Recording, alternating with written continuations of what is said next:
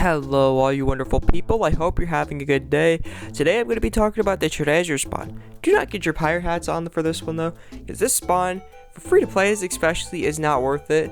Unless you want to get a feature gear guaranteed after one jackpot. If you're going for one jackpot just to get the feature gear, go ahead, but keep in mind they will have different, they will have a diversity of feature gear in here. And I do not recommend this in the first place for these monsters right here, the elemental commanders. These elemental commanders have really low rates in the first place, and if you plan on trying to get them in the first place, also I'd wait for the 46 gem monster step up spawn to come, because either way, when you do one of those, you're very likely to get one of the commanders off the bat. So not off the bat, but you're very likely to get one of the commanders at the very end of the guarantee. It's a 46 gem step up spawn, and you have such more higher rates than you would in a treasure spawn where you have to spend twice or three times the amount. So don't do that just for them. But if you're going for the feature gear itself, keep in mind there will be armors in here and weapons of different classes. So if you're planning on getting a select one, if you don't mind what you're getting, go ahead and do this jackpot if you're free to play just to get one of these things. But if you do mind what you're getting, don't do it. I do not recommend it. For those of you that really want to choose what you want to get, you're gonna have to spend a couple hundred gems just to probably even get some of these armors right here, because the fact is they don't have a lot of metals in here. Even though they make it cost more, they don't offer a lot of metals, so you're gonna have to be spawning and spawning and spawning before you even get to that point. So it's kind of really stupid.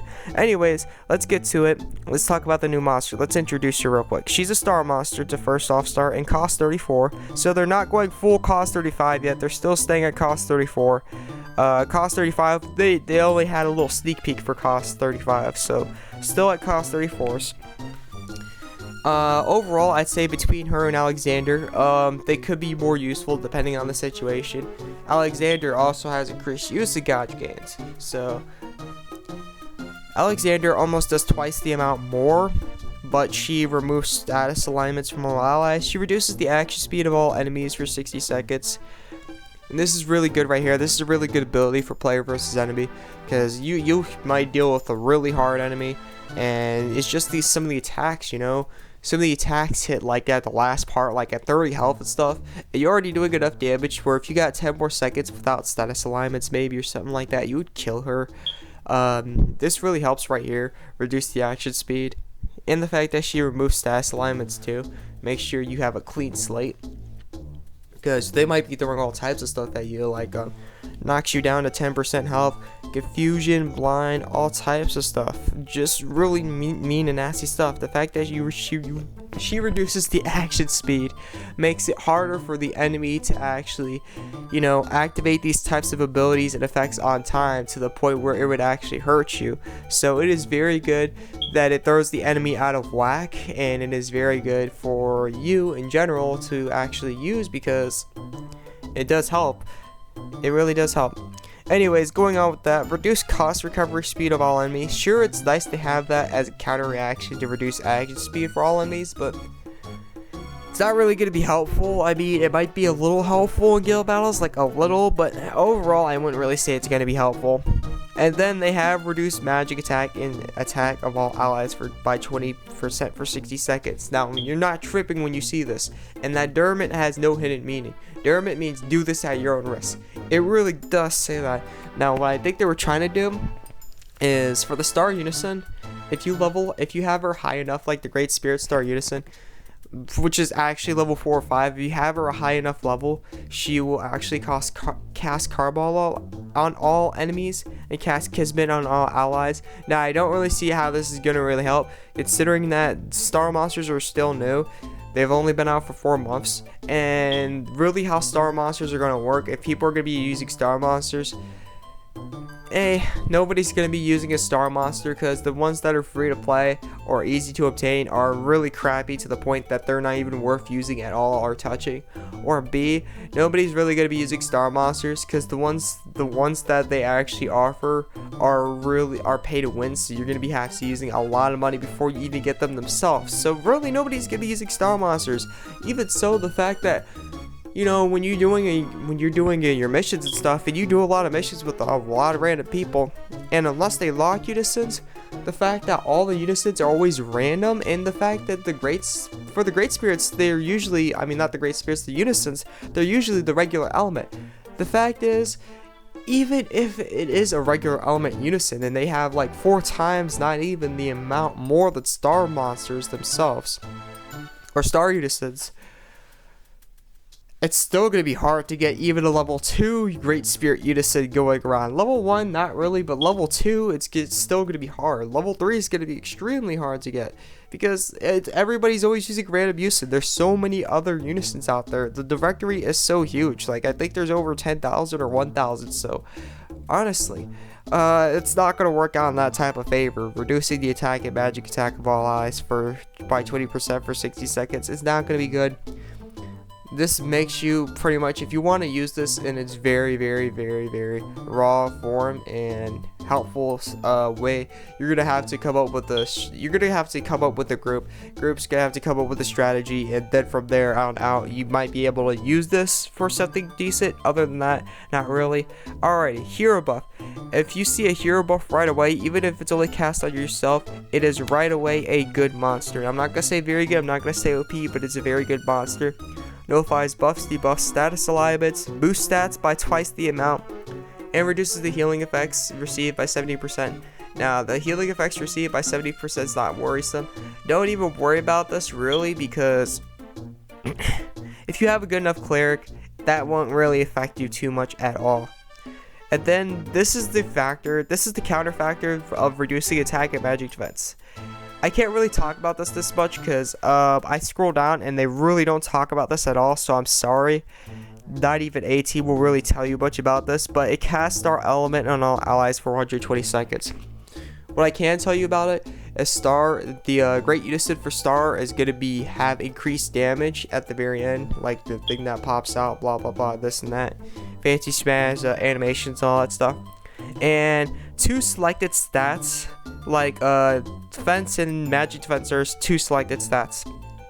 But anyways, it's not going to be those selected stats guaranteed, but it's going to be 2 selected stats will have a 40% increase. So to counter the fact that she reduces attack and magic attack, 2 stats, I mean not 40%, 2 stats will have a 40% increase. So that's a good counter effect. She can be very useful in situations, a little more than Alexander, but for the most part, I'd say definitely player versus enemy. I'm sorry for the stutter butter right there. Definitely player versus enemy, she can be more useful than Alexander, but Alexander can be also more useful in player versus enemy and will be more useful in player versus player. Alright, with that being said, I do not recommend even going for these monsters, because 45 gem step up spawns or 46 gem monster step up spawns will help you get these. These guys right here, these weapons right here are some of the best weapons right now. Cost 33 is the highest, so they give off some of the most highest stats, and the fact is, the skill right here is going to be so useful. Unison Gauge makes the world go around. Now, let me talk about the skill real quick. Chance to massively increase either physical, magical damage, just the regular testaments, XL. Plus, they have a chance to also, with that, this is not a separate proc rate. These are both in the same proc rate. Fill the Unison Gauge by 3. Very helpful. Unison Gauge makes the world go around. The fact that they have this on a skill, not just a monster, but a skill itself, because usually these things are only on monsters when they help you fill your Unison Gauge gain by like 3 or 2 per each attack and all that stuff. Sure, these are chance, but the fact that you even have this, very OP. You're gonna want to have this. This is highly recommended. Unison really does make the world go around this game. Whether you're playing player versus enemy or player versus player, it will help so freaking much. So this is definitely something very, very, very good. Alrighty, so the armor itself, I can't really say the armor is going to be some of the best gear in the game. Sure, the weapons, but the armor works a little differently. Considering there's multiple distributions of armor, and the fact is they already have 34 cost armor, I can't really say much about that. But what I can say is this is very good armor.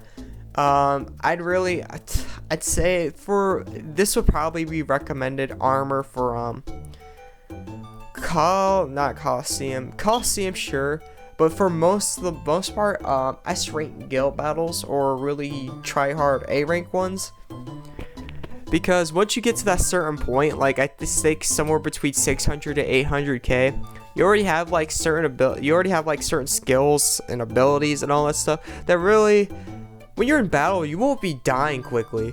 It'll take you a while to die. Like it might take you 40 seconds or something to die. So, and usually when you're at that point, you have armor with really high defense. So this right here can replace damage down. It will override damage down. So between this and damage down, you can either choose between more defense or more unison. And I think when you hit that point in the game, more unison will be helpful. So this is really like late game armor, really S rank guild battles type of recommended armor. Can be used for other end game material, but I think for the most part that's where it's going to be the most essential at. Coliseum can be used too. I think it would be very useful at Coliseum, but I think you have to get to that point first before anything else. So this stuff's really, really good. It can help out a lot and can be clutch. But anyways, let's get to the rates themselves. This is why I do not recommend this. First of all, to start off, gear spawn, no rates up on the monster, and it's a 6.02% chance. You're not going to get through the gear. Again, I already talked about the jackpot and some of the stuff in here, so it's not really worth it. And then on top of that, it costs 3,000 medals to even get a feature gear piece. One of the lesser feature gear pieces, 8,000 medals to get the monsters themselves, and then 10,000 to get the scroll. And the fact is, you only get 50 to 200 per each. And they only, look what they offer for treasure medals. Look at what they offer.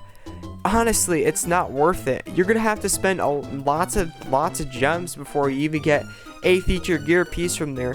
I would just wait for a treasure spawn or a divine grace spawn that actually lowers the value of the armors themselves to like 1,900, or keeps them at 3,000 but offers a lot more medals. It's not worth it. You're honestly gonna have to spend a couple hundred gems to actually even get them, because there's not even medals in the jackpot. And some of you might have such weird luck that you might only be getting jackpots, or maybe you might have the opposite of that luck and have to get like 5 to 6 chests before you even, get the jackpot to restart it. So it's honestly not worth it. You will have to be spending a couple hundred gems to even get the stuff. I recommend just saving up. There's always Alexander. Alexander is it's around as useful. Like, they're par to par. You could just save for Alexander if you really want a hero monster, unless you have the money and you don't mind spending. Or when it comes to the commanders, you could just wait for the 46 gem step up spot. Highly recommended.